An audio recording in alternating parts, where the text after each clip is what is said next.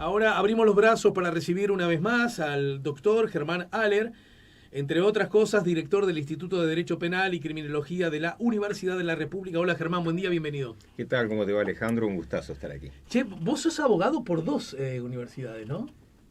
Bueno, te explico, no, abogado como carrera de abogacía hice en la Universidad de la República. Sí. Lo que hice Doctor después en Derecho. Claro, y ese es el título de acá, doctor en Derecho y Ciencias Sociales, que con los nuevos planes de estudio ya no se otorga más el título de doctor, sino de licenciado, que bueno, que no se enoje ningún colega mío, es lo correcto, porque lo que nosotros hacíamos históricamente no era un verdadero doctorado. Yo sé cuando uno dice esto se gana miles de gente que proteste. Pero No, pero está bien, porque yo que sé, acá vienen, entre otros, sí, muchos doctores en ciencia política. claro. Pero para ser doctor primero fueron magíster y primero licenciado. Entonces... Acá la carrera era así, te recibías doctor, un tema apasionante de por qué se daba el título de doctor, y bueno, porque la carrera era muy larga, 6 años, y porque se aspiraba a que la gente egresase con la máxima titulación. Entonces no es que fuese un regalo el título de doctor, se lo ganaban. Pero el mundo cambió y los requisitos para ser doctor implican primero una licenciatura y luego, como vos decís, máster, magíster, lo que quieras, o a veces se pasa directamente a doctorado con los estudios correspondientes y la titulación. Entonces, tu pregunta, yo soy abogado en Uruguay, tengo convalidación de título en España, la reválida es decir, puedo ejercer en España si quisiese, cosa que no hago. Pero podrías... Sí, y yo, pero por convalidación. Yo no hice la carrera de abogacía en España, es una convalidación. Entiendo. Y a su vez sí me doctoré en Derecho, y específicamente en Derecho Penal y Criminología, en España. ¿Ese es un Eso sí doctorado lo hiciste a distancia o sí, presencial? con la UNED de Madrid. Una experiencia maravillosa. Cambió mucho ahora, ha cambiado muchísimo. Fue a comienzos de los 90. Ah, mira. Eran otros tiempos. Bien, me acordé, ahora que vos dijiste lo que dijiste acerca del licenciado, yo recuerdo cuando era niño, bueno, nosotros, no sé qué tan lejos estamos en edades, pero bueno... no sé, yo soy modelo 58, vos no sé. Yo 65. Bueno, no, sos un niño. Bien. Me conviene que seas un niño. Bien, y a mí me conviene que me digas que soy un niño. En todo caso, doctor, ¿te acordás que antes, yo recuerdo el momento, casi te podría... decir exactamente de qué teleteatro estoy hablando, cuando un teleteatro que me llamó mucho la atención porque hablaban de un presidente de la República mexicano, Sí. que si me apuras creo que era de la Madrid, pero no estoy seguro. Y entonces un personaje como una abuelita decía, pues acaba de asumir como presidente el licenciado de la Madrid, y le decía, en el teleteatro, ojo, no en una... cadena de radio y televisión. Y yo lo vi en Uruguay, el teleteatro que compré la lata y dice, y pues que le deseamos mucha suerte porque es un hombre muy trabajador y muy bueno, ¿no? Todo eso, y licenciado. Y yo recuerdo que en ese contexto pregunté, ¿qué es licenciado? Ah, es la forma en cómo en México le dicen a los abogados. Sí, vos sabés que... cosa así fue como la definición. México es un país maravilloso, el que yo quiero muchísimo, además ha sido muchas oportunidades, y ellos ahora no ha cambiado, pero en una época, décadas atrás, se solía decir licenciado con gran liviandad también. No solo lo que vos dijiste, lo del abogado, que es verdad, el abogado era licenciado, sino que muchas veces se decía, y lo ves hasta en las películas de Cantinflas, Eso. y toda la repetición, licenciado, y licenciado no era licenciado, pero bueno, era una forma de decir. Bueno, son cosas culturales. Es lo que a veces no nosotros se arrogaban llamamos... un título tampoco, Claro, quiero aclarar, claro. era una cuestión como... Bueno, nosotros también es común que yo lo hago, y de hecho mi hijo Juan me llama la atención porque me pregunta, yo muchas veces digo maestro, maestro me dice la hora, ponele, que en la época se preguntaba la hora, sí. No, porque ahora ya no me necesita, ¿no? Maestro acá para el 103, ¿no? Y la otra que mando mucho es jefe, ¿no? Jefe. Sí. Y Juan se desconcierta, me dice, ¿pero por qué le decís jefe? ¿Jefe tuyo de qué? Buscándole entender la lógica. Son formas, ¿no?, de conexión. Claro, bueno, es la respuesta que... Ojo que se dice mucho, bueno, hay ámbitos donde se es específico. En la Universidad de la República, profesor solo se le puede llamar estrictamente al titular grado 5. Todos los demás son profesor agregados el grado 4, profesor adjunto el grado 3, asistente, no profesor el grado 2, ayudante el grado 1, y el que aspira a ser profesor y hacer los cursos es aspirante a profesor adscripto. Entonces, claro, la gente no tiene por qué saber eso, y la gente suele utilizar la palabra profesor. Como sinónimo de docente, da claro, clases. Pero profesor estrictamente a los efectos de la UDELAR es el titular grado 5, a secas, profesor a secas. En lo coloquial, bueno, surgen todo tipo. El alumno dice profe, y profe abarca un sinfín de situaciones. Profesor, te pregunto, desde la perspectiva de tu conocimiento específico, académico, ¿verdad? ¿En qué momento, si es que hubo un cambio o siempre fue así, ahí me pierdo, la humanidad, es demasiado, Uruguay, entendió que los problemas vinculados a la seguridad se arreglaban solo y exclusivamente, la grosería un poco para que vos pongas el justo medio, Sí. mandando gente en cana, y cuanto más tiempo mejor. Es decir, hubo un momento que empezamos como a creer que ese era el asunto, ¿no? Que esa era la salida. Lo digo porque estamos frente a una realidad que nos demuestra exactamente lo contrario. Y sin embargo, insistimos en hacer lo contrario a lo que nos demuestra la realidad, ¿no? ¿Cómo me ayudas a entenderlo eso desde tu mirada? Es un proceso. Es muy bueno lo que me planteas como ámbito de reflexión, ¿no? No porque yo vaya a dar la respuesta como si estuviese dando... Bueno, ya que hablamos de profesores y dando la cátedra. No, en esto no es una cátedra. Se pueden ver de distintas formas, pero es verdad que desde el punto de vista empírico, estadístico y viendo el proceso con lo bueno que nos permiten los años, ¿no? En Uruguay ese cambio se produjo a partir de los años 90, se puede discutir el año exacto. Es decir, el regreso a la democracia fue maravilloso en un montón de sentidos. Te voy a explicar algo que vos sabés perfectamente y que muchísima gente que lo vivió también y el que no está por referencia. Volver a la democracia fue respirar de nuevo, como el día de hoy con este aire fresco en relación a los días de mucho calor que tuvimos previos. Uno siente como que caminar se vuelve más lindo. Bueno, de alguna manera también la democracia representó a un Uruguay primaveral. Me parece que es una forma descriptiva de decirlo y fue así. Y en esa época Uruguay prácticamente no construyó derecho penal, legislado me refiero, de tipo represivo o más punitivo. Son palabras que a algunas personas ya no les gustan cuando uno las dice, pero tienen un sentido claro, inequívoco. Es decir, el incremento de castigo como respuesta frente al delito, porque el Uruguay de ese momento, que venía saliendo de la dictadura, no quería un régimen autoritario desde el punto de vista de derecho penal, aunque fuese en democracia, sino todo lo opuesto, un liberalismo. Es verdad que en la dictadura, a diferencia de lo que fueron en otras partes del mundo, y ni que hablar de lo que pasó en su momento el Tercer Reich, o incluso en situaciones más cercanas de lo acontecido en Paraguay o algo en Argentina, en Uruguay la dictadura tocó poco el Código Penal. Y uno dice, ¿por qué? ¿Porque eran más buenos? No, esa palabra no es la aplicable. Es porque no les importó, es decir, porque pasaron por encima hasta de eso, es decir, no es compararlo, porque no, obviamente la situación de acá no fue la del Tercer Reich, pero de todas maneras no es un tema comparativo, sino simplemente que Uruguay no tocó el Código Penal. Entonces, ¿qué quiero decir con esto? Cuando volvimos, tuvimos una persona inmensa desde el punto de vista cultural, social y ni que hablar que jurídico, que fue Adela Reta, que de lo primero que se plantó en aquella administración de Julio María Sanguinetti, ella como ministra de Cultura y al mismo tiempo de Justicia, fue dar algunas pautas que eran verdaderos buques insignias de un proyecto desde el punto de vista del derecho penal uruguayo. Permíteme solo, sí. en este ámbito de intercambiar figuritas, una que tiene que ver con una nota casi cultural, histórica de color.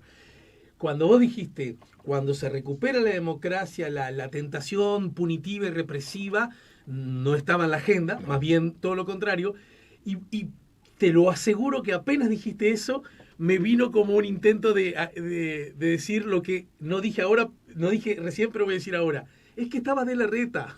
Sí. Es absurdo adjudicárselo a una persona. No, por supuesto. Pero los dos sabemos que es absurdo. Sí. Pero también es absurdo no reconocer el valor de las personas. No, pero y estaba Adela Reta, ¿no? Adela Reta Sosa Díaz, de origen brasilero, su familia en buena medida. Ella era una palabra autorizada, era de esas personas que a veces alcanzaba con que te mirase para ya darte alguna forma de indicación siempre correcta, dicho sea de paso. Pero bueno, lo cierto es que Adela Reta, y esto no es por hacer historia, es para tratar de entender un poco quiénes somos, por dónde vamos, qué camino surcamos, y luego tomar decisiones libres, eso sí, en eso es muy respetable. Pero Adela Reta, de las primeras cosas que hizo, porque fue impulso de ella, transformar en ley nacional el Pacto de San José de Costa Rica, aquella vieja disposición de 1969, que ya era self-executing, así que en teoría no había por qué hacerlo, pero fue un gran mensaje. Dejo eso de lado, pues se nos va un poco del tema. Y además también la eliminación por ley de las medidas eliminativas de seguridad, que son un plus de pena, por más que no se denominan pena, para las personas que han cometido delitos muy graves y que tienen la declaración de habitualidad, sea facultativa o preceptiva por el juez, y que por lo tanto se le podían agregar sobre su total de pena años de estadía en el ámbito reclusorio, por más que no se llamaban pena. Bueno, eso se derogó. Y esos mensajes fueron buenos, pero no solo ese mensaje, también dio un mensaje en el silencio, entiéndase, no crear innecesariamente disposiciones penales. Eso, el tema daría para hablar horas, lo cierto es que llegamos a los años 90, a raíz de una serie de insucesos y de crímenes de mujeres que todo el mundo ha de recordar o saber el caso, se reimplementaron las medidas eliminativas de seguridad. Eso fue un capítulo horroroso previo a la dictadura. Se me chispoteó esa, bueno. Se reimplementan. Hablando de producción audiovisual mexicana. Exacto, se me chispoteó. Se restauran las medidas eliminativas de seguridad. A nuestro modo de ver, un error. Pero es verdad que eso, que no recuerdo el año exacto, habrá sido 92, algo así, quedó como una isla. Es decir, aunque se haya... Y de hecho la práctica jurisprudencial uruguaya poco y nada las ha aplicado, muy poquito se ha aplicado en todos estos años. Entonces hasta ahí se mantiene esa línea de corte bien liberal. Empieza a cambiar a partir de 1995, fecha siempre uno puede discutirse un poco antes, pero ese marca sin duda un jalón fundamental con la Ley de Seguridad Ciudadana. Obviamente era una administración, fue la segunda administración de Julio María Sanguinetti. No es una mera decisión de un ejecutivo, de un presidente de un partido. Yo quiero ser claro en esto. Son posiciones que adoptaron los legisladores uruguayos en mayoría. Sí. Por lo tanto, es multipartido. Ojo el golpecito a la mesa. No en el sentido de coalición, sino multipartido en la votación. Y se aprueba una ley que tenía algunas cosas buenas, pero tenía otras claramente de corte de lo que nosotros denominamos técnicamente autoritarismo penal. Lo que no quiere decir dictadura ni fuera del Estado de Derecho. Hay que tener cuidado a veces con esas palabras. Puede haber autoritarismo en el ámbito de la democracia, aunque no lo querramos, puede coexistir con nosotros. Acá necesito hacerte una breve interrupción a modo de pregunta, porque suscribo exactamente, somos hijos de nuestros padres, del mismo modo que de nuestro tiempo. Y por lo tanto, aún contradiciéndome con lo de Larreta, luce injusto o con pocos vasos comunicantes con la realidad, decir, porque Sanguinetti puso. No. Primero, fue un parlamento, está muy bien que lo recuerdes, yo reivindico también tres poderes del Estado, etcétera. Y también había condiciones seguramente políticas que explicaban la necesidad de... La pregunta es, ¿qué fue lo que cambió entre un momento y otro? Que legisladores que te representan sienten que por ahí es el camino, que esa es la herramienta adecuada para algo que nos está perjudicando, entre comillas, digámoslo así, a todos más o menos por igual, ¿no? Comillas, sí. A todos y por igual. Pero... Sí, no tengo duda. ¿Cuál fue la novedad? ¿Qué es lo que apareció en el escenario como para que, tenemos que recurrir a esto? Fue un cambio de casi toda nuestra sociedad, no me refiero a Uruguay.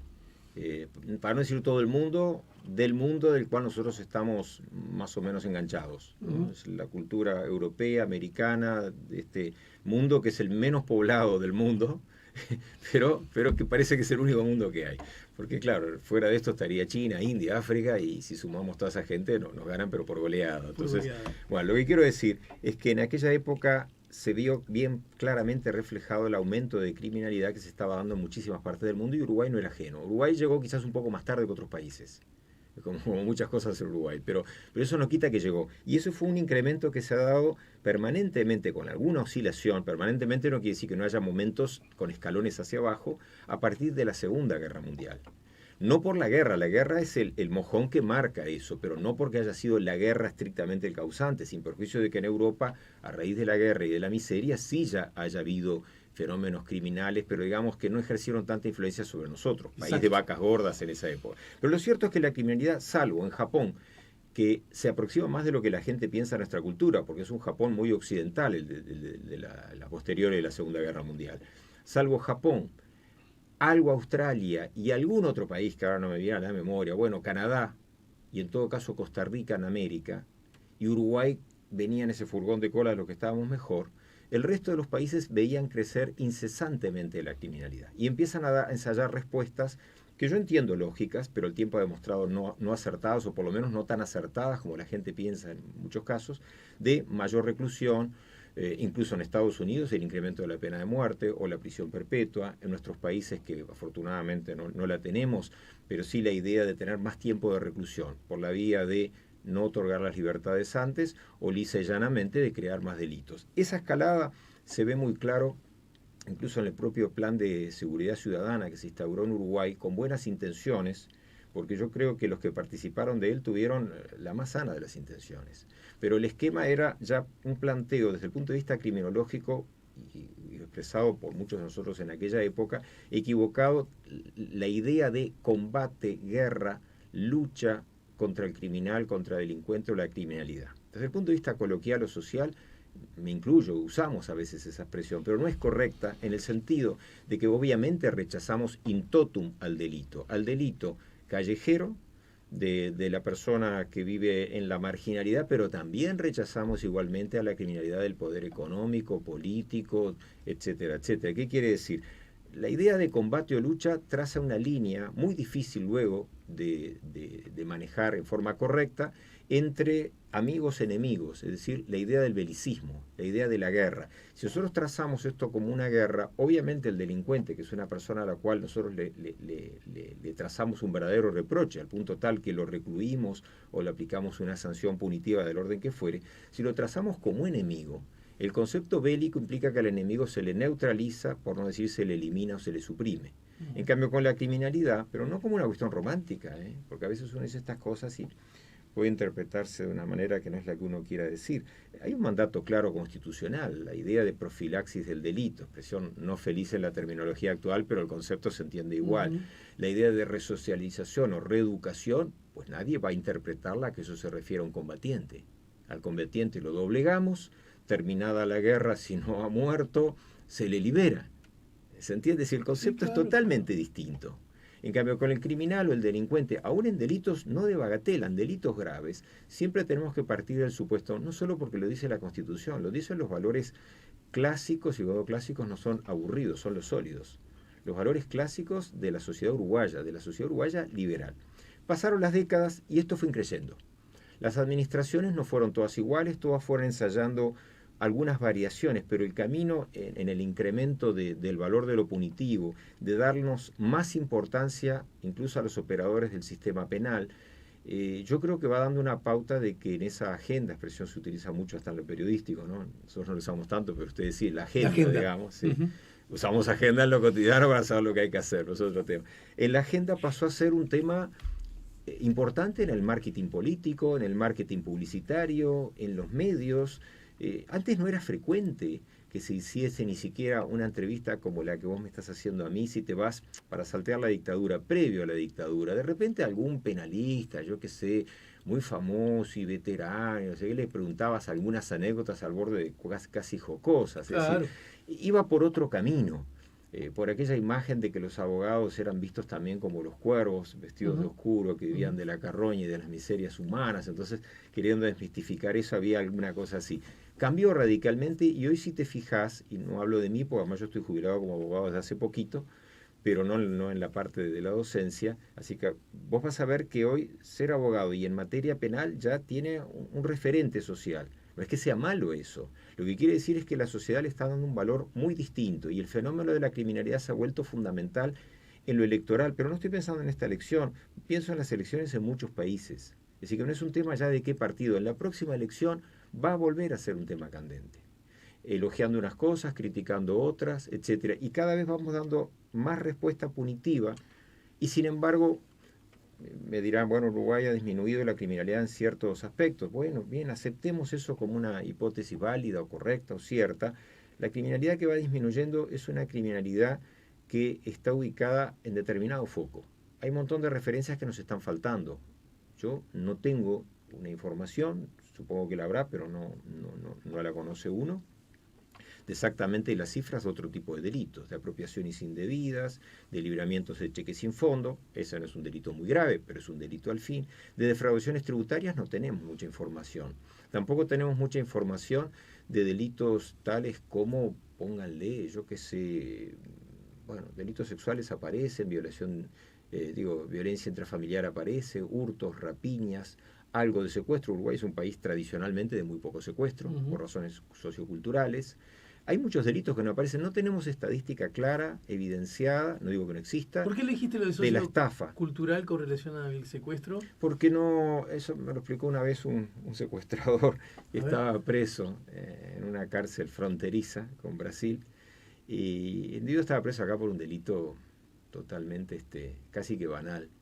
Y le pregunté, él se dedicaba a hacer secuestros en Brasil, o sea, todo el mundo, ¿no? Pero Uruguay no estaba requerido por eso. Y le pregunté por qué no.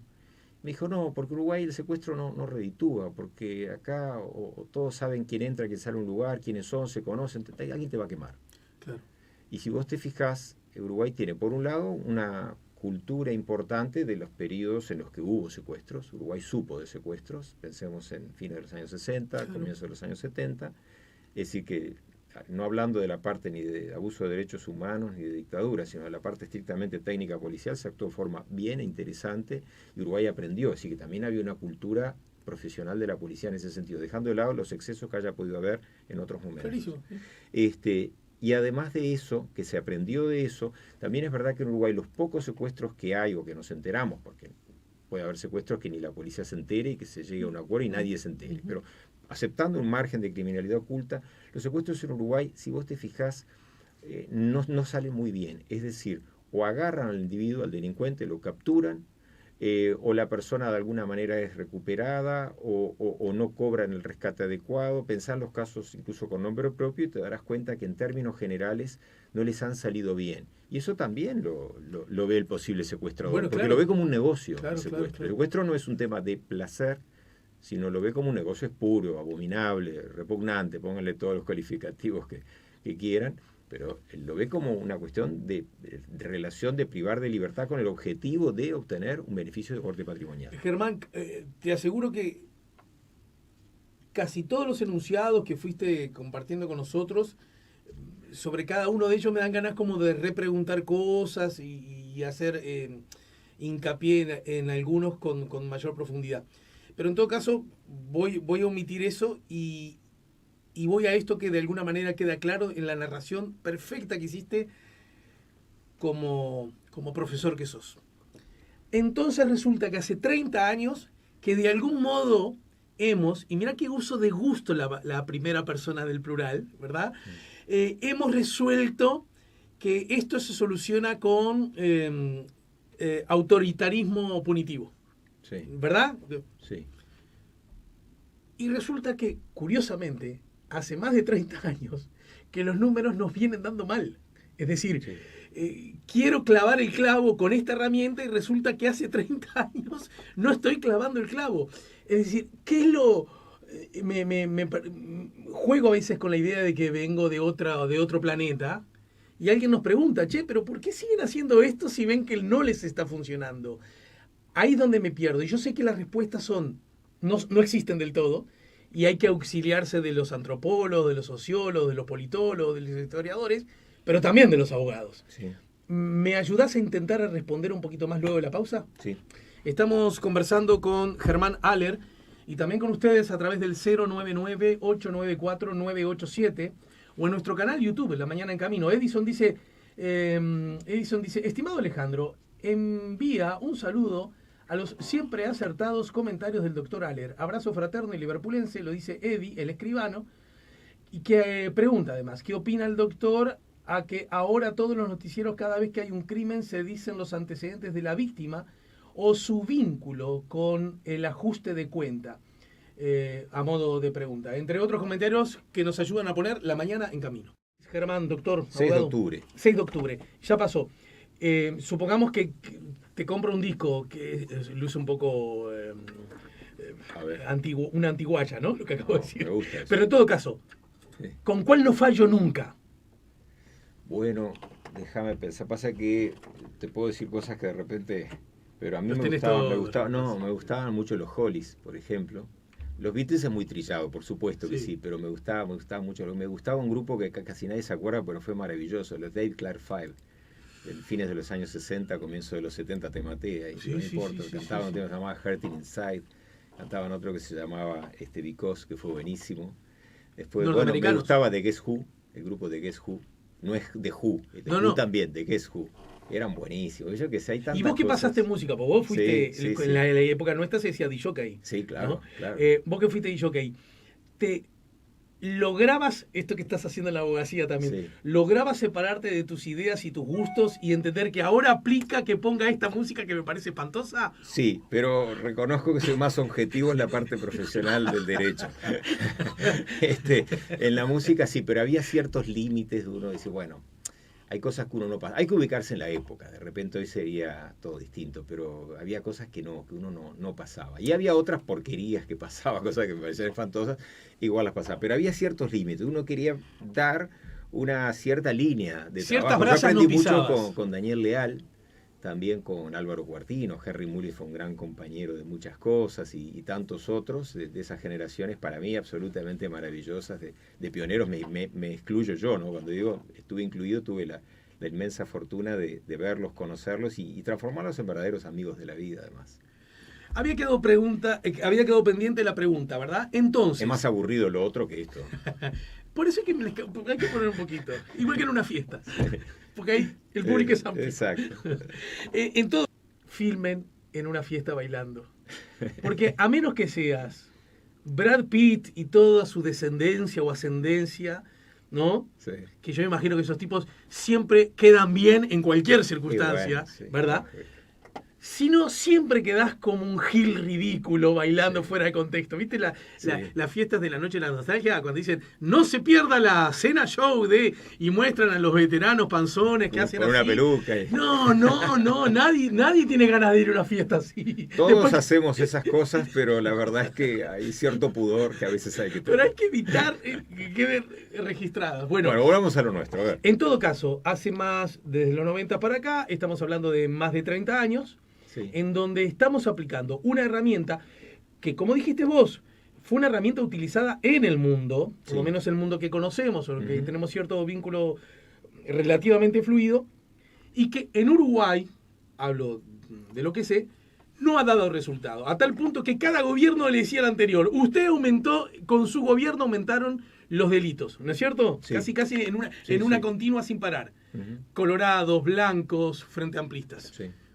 Bueno, ¿y por qué seguimos insistiendo? Bueno, por un lado porque es una receta, y yo en esto no atribuyo malas intenciones, no por pretender hacerme el ingenuo, porque no lo soy, pero simplemente porque he visto muchas veces que se actúa convencidos, el legislador me refiero, de que eso es lo que debe hacer, o porque no encuentra otro tipo de respuesta, o porque con eso le responde a la gente que de alguna manera se lo reclama. Todas esas afirmaciones son ciertas, es decir, no es que haya falsedad, pero desde el punto de vista práctico muestran que no tienen una gran operatividad. Los momentos de disminución de la criminalidad en distintos países del mundo, podemos hablar también abiertamente de Uruguay, pero en distintos países del mundo cuando disminuye la criminalidad no van acompañados o no están dictaminados por este tipo de situaciones. Yo pongo un caso previo al COVID, para no mezclar ni siquiera el COVID, que es otro tema aparte. Antes del COVID veíamos que Guatemala, Honduras, países con una criminalidad brutal, tremenda, elevadísima y todo el problema de las maras, etcétera, vimos cómo, sobre todo particularmente Honduras, disminuyó sensiblemente la criminalidad. Igual sigue teniendo niveles elevados, pero comparado con lo que tenía, no. Y el cambio no estuvo en la ley punitiva. El cambio estuvo en una mucha mejor actuación desde el punto de vista policial, una mayor incidencia en lo cultural, una obra social importante, y eso que Honduras sigue siendo un país con graves problemas, con acuciantes problemas socioeconómicos.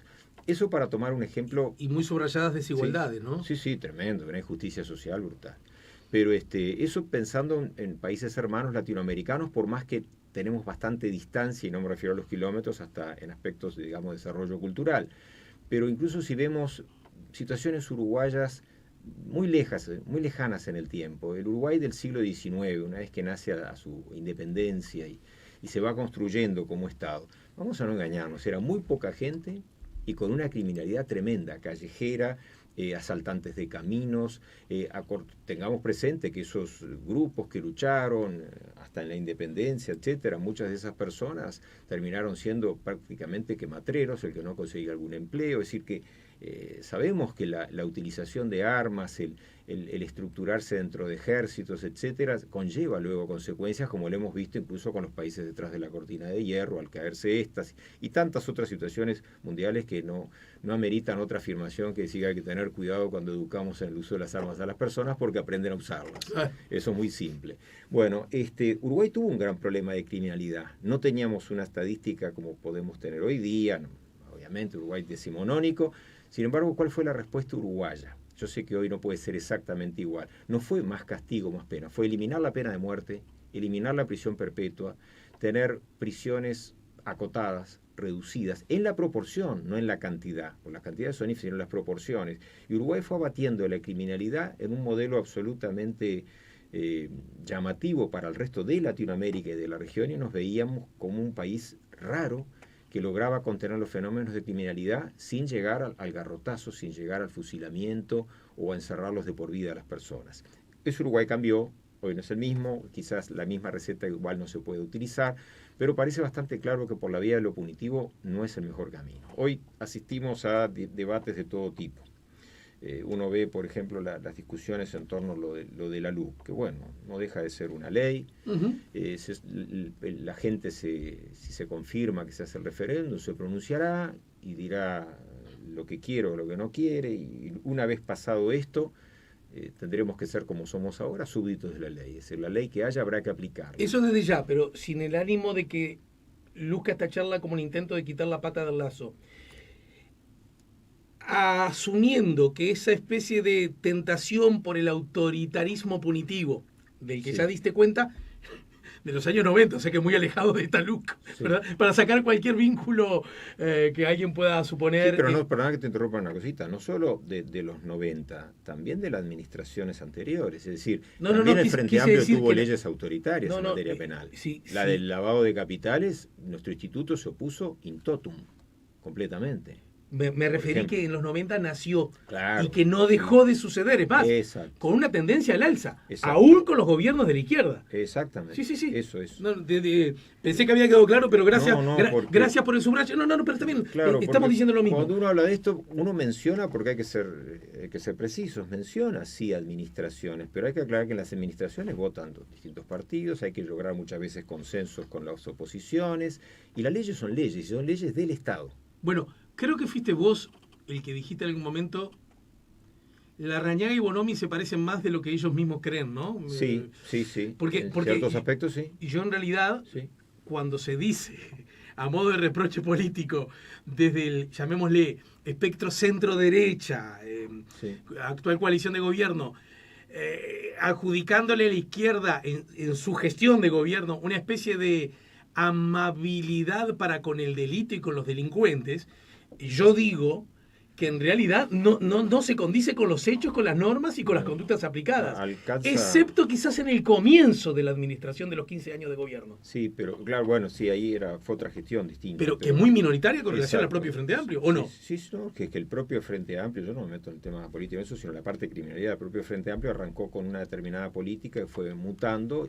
Y fíjense que incluso, por ejemplo, cuando se aprobó la ley sobre el tema de la cannabis sativa o marihuana, una ley para mí muy incompleta, muy discutible, pero bueno, tenía un espíritu liberal que para mí no salió bien, soy totalmente claro, pero no importa. Pese a que hay esa especie de apertura, paralelamente fue uno de los momentos de mayor presión de persecución policial en el tema drogas. Más, yo no entro en la parte valorativa. Como un capítulo de la seguridad. Claro, entonces yo no estoy en la parte valorativa que todo oyente dirá si está de acuerdo con esto o con aquello. No, yo lo que hago es, mire, mientras tenemos una ley, no importa si estamos de acuerdo o no, una ley que iba a abrir el espacio para el acceso a drogas antes llamadas prohibidas, paralelamente fue uno de los momentos de mayor persecución al acceso a esa misma droga, que era la cannabis sativa, lo cual muestra una contradicción conceptual. Técnicamente podían hacerlo, pero había una contradicción conceptual importante. Y no es la administración esta, es otra administración. Acepto el implícito desafío de un día hablar de esos temas, porque además, por honestidad, de la que te hablé más temprano, quiero decir que yo, aún advirtiendo problemas de esa naturaleza, siento que el paso cultural que se ha dado ha sido favorable. Yo también. Bien, en eso coincidimos. Yo respeto las opiniones de las personas, pero mi opinión sobre el tema de las mal llamadas o bien llamadas drogas prohibidas es que salvo algunas excepciones tendrían que estar sometidas a los mismos regímenes de control que el tabaco, que el alcohol y que otras porquerías. Exacto. No tengo problema en decirlo porque yo no, sí, las no grasas consumo trans, esas cosas. por ejemplo. Claro. Bueno, están controladas. Grasas trans sí consumo. No, pero quiero decir, pero que está bien que el Estado las controle. Exacto, yo creo que hay que pero no está bien que me las prohíba. Exacto, pero tampoco tiene sentido vender marihuana en una farmacia, por bien, ejemplo. Bien.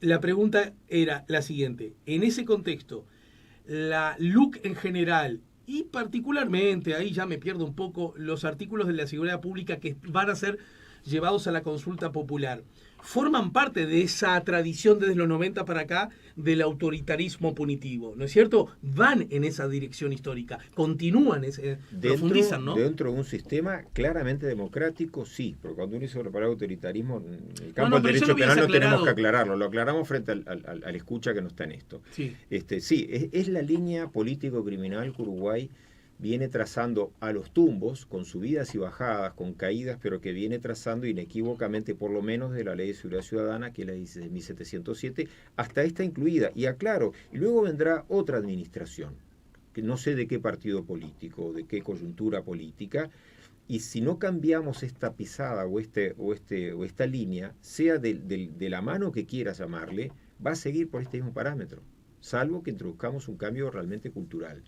Yo he visto... Pero ese cambio cultural, ¿entendés tú desde la perspectiva ya no como ciudad, ya no como técnico en la materia, sino también como ciudadano, que esa nueva perspectiva vamos a tener que abrazar en algún momento? Y yo creo que sí, porque además nos estamos dando permanentemente contra el muro, sino a eso. Cuando tú decías hoy, bueno, ¿y cómo reducir la criminalidad? ¿No? Eso es algo que tú mencionaste y quedó un poco ahí. Por supuesto que no es una tarea sencilla. Está claro que la ley punitiva, si bien tiene que haber, y no tenemos por qué tenerle temor a la palabra represión o ejercicio de la autoridad cuando es la sujeta a derecho y a nuestras garantías constitucionales, y etcétera, etcétera, tiene que estar, pero lo que tenemos que hacer es que la ley sea el último muro, el último bastión, y no ponerlo como la pancarta de, y ahora no importa si es una izquierda o derecha, porque llega un momento que es similar. Yo recuerdo un profesor español, Manuel Cancio Meliá, que vino a dar unas conferencias aquí en Uruguay hace unos años, se refería a España, pero tenía razón en lo que dijo. Dijo, bueno, nos ha quedado claro, se refería a los movimientos políticos y su injerencia en el derecho penal en su país, en España, y decía, bueno, nos ha quedado que los autoritarismos ya no tienen derecha ni izquierda, son autoritarismos y punto, en el sentido penal, en ese sentido. Sí, claro. Y es verdad, es decir, nosotros, uno lo que rechaza no es la ideología de tal o cual. Primero, porque todos tenemos alguna. Segundo, porque no le interesa al que no es técnico nuestra ideología como técnico desde el punto de vista personal. Lo que importa es lo que pensamos desde el punto de vista científico. Podemos estar equivocados. Hay que tener la sencillez de todo investigador. ¿Por qué investigo? Porque no sé. Porque quiero aprender. El que en cambio se niega al investigar, el que en cambio se niega a la posibilidad de debatir y de discutir cuáles los mejores caminos o los menos perjudiciales, esa persona es la que está demostrando que en realidad no sabe. Esa es la que muestra que no sabe. El que dice que sabe, tampoco sabe. Claro. Entonces, ¿cómo hay que caminar por este sendero del conocimiento, que no es una cuestión fría ni fatua, es lo más profundo? Es decir, mire, tenemos que trabajar en el ámbito, por supuesto, de los hogares, de las familias, de las escuelas, y eso lo sabe todo el mundo. Pero también tenemos que dar una imagen desde la sociedad que el mecanismo de la represión no funciona para el varón que le golpea a la mujer o cualquier otra persona, pongo eso como uno de los estereotipos, y como tampoco funciona el hecho de más castigo para que no se delinca. En el fondo yo creo que quizás no sea un paralelo adecuado el que esté trazando, pero sí es un ejemplo vívido de situación. Nosotros no conseguimos en el mundo una estadística que respalde que teniendo más tiempo recluido una persona o en peores condiciones o con menos posibilidades de desarrollo, por eso va a delinquir menos. La estadística demuestra exactamente lo opuesto. Tal como preveía, son demasiados los temas y demasiados los énfasis que han quedado fuera de la charla, lo que ameritan desde ya nuevos encuentros. Pero no quiero que termine sin conocer tu opinión a propósito de, cito como fuente La Diaria, podría citar muchos otros, Cabildo Abierto propone prisión domiciliaria para mayores de 65 años. La medida recae sobre los torturadores que hoy están presos en cárceles y exceptúa gran parte del resto de esta población. ¿Qué comentario te merece esta iniciativa legislativa? Bueno, yo le quito importancia desde el punto de vista nuestro técnico, no en lo demás, por supuesto, de qué sector político provenga. Lo que nos interesa es ver qué propuesta hay. La propuesta tal como viene tendría que ser ajustada. Entiendo, y así lo manifesté cuando comparecía al legislativo, invitado por la comisión correspondiente, y nuestro Instituto de Derecho Penal, en la Universidad de la República, tomó 3 líneas, digamos. Una de rechazo total al planteo, basándose en las disposiciones de derechos humanos, lo que Uruguay ha asignado, lo cual es muy entendible, pero también es cierto, yo entiendo esa posición y de hecho la llevé, ¿no? No es la mía, pero bueno, la entiendo y es muy respetable. Considero que esa posición, que sea interesante, en realidad hay que ponderar, entre otras cosas, que la gran mayoría de las personas que están recluidas en nuestro país por los crímenes cometidos durante la dictadura ni siquiera han sido captadas estrictamente por el Estatuto de Roma, sino que están condenadas o sometidas a causas penales por delitos muy agravados, pero del Código del Sistema Ordinario, es decir, delitos de homicidio, etcétera, etcétera. Causas que estén estrictamente por delitos de lesa humanidad en el sentido de aplicación de la ley y del estatuto, y yo qué sé, serán 4, 5, 6, 7 casos, el resto no. Eso es un punto. Igual, esa posición es muy sólida y muy respetable. Otra posición era, bueno, dentro de nuestro instituto, a partir de los 70 años no tiene que estar nadie recluido en una institución perteneciente a las cárceles, sino que vaya a su domicilio, al Barrer, a partir de los 70 años. Esa posición es interesante, pero bueno, uno se puede plantear algún tipo de objeción, pero no deja de ser tampoco a ponderar, porque también cuando el fiscal pide la pena, sabe que esa persona al cumplir los 70 años inequívocamente va a ir a su domicilio.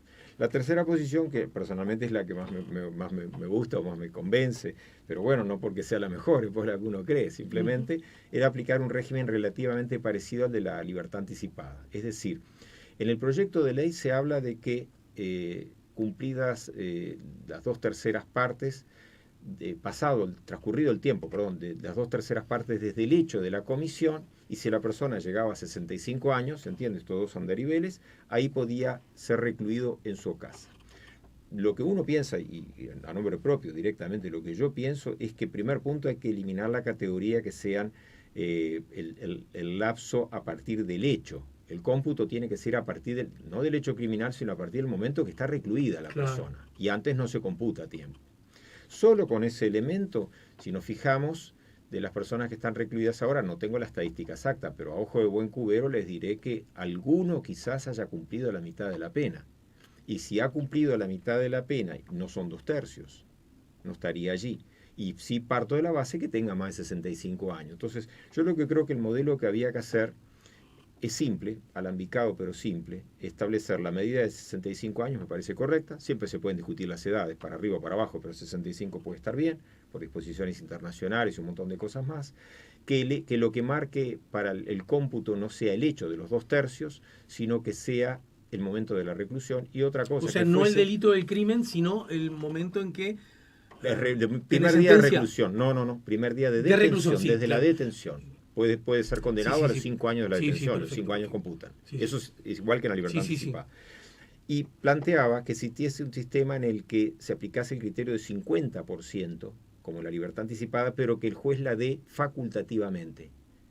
¿Entendés lo que se entiende lo que quiero decir? Decide el juez en y al llegar a los 2/3, segunda hipótesis, que no sea facultativa sino preceptiva. ¿Por qué esto? Mucha gente puede pensar, bueno, lo que pasa es que con esto queda libre. No, la persona no queda libre. La persona queda recluida en el lugar que fije como domicilio. ¿De acuerdo? No solo es una idea desde compresión carcelaria, es también un tema de que el sistema carcelario en sí, vamos a ser sinceros, no está construido para personas de esa edad. Se ve claramente en cualquier parte del mundo. El sistema carcelario no es para ese tipo de gente. Las cárceles están pobladas de gente joven. Y una persona de 45 años en una cárcel ya está en categoría viejo, para decirlo claro.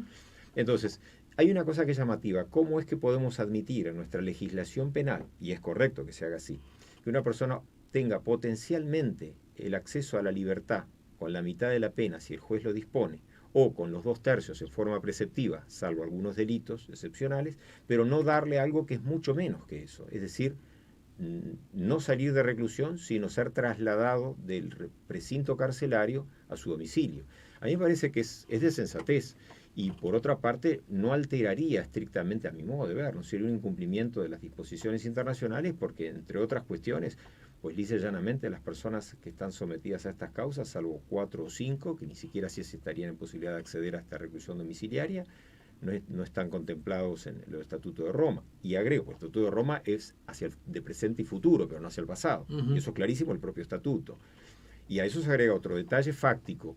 Si ustedes observan las personas que han fallecido, de las que estuvieron detenidas, esas y algunas más ya tienen prisión domiciliaria. En realidad es reconocer un estatuto y darle forma a un estatuto que legalmente ya existe y que se puede establecer sin esta ley también. Bueno, he escuchado sin este proyecto de ley. Algunas miradas críticas a este proyecto diciendo que en todo caso el instrumento ya existe, ¿no? Sí, existe. Lo que sí creo, yo le quito toda la connotación político-partidaria, que no estaría mal establecer un formato que abarque, entre otras cosas, en forma ya con reglas claras, y que se extienda a un espacio de personas que están recluidas, que ni siquiera son de las que estamos discutiendo, porque al final parecería que el proyecto no debe aplicarse para no darle esa situación de prisión domiciliaria a ese grupo de personas, pero estamos dejando de lado el cúmulo de, no sé la cantidad exacta, pero mucha más importante, de gente que está en las prisiones celulares comunes y corrientes y que no está por ninguno de estos delitos. Según la diaria, en las cárceles uruguayas hay unas 100 personas privadas de libertad que tienen más de 65 años. Y es posible, sí, no sé la cifra exacta.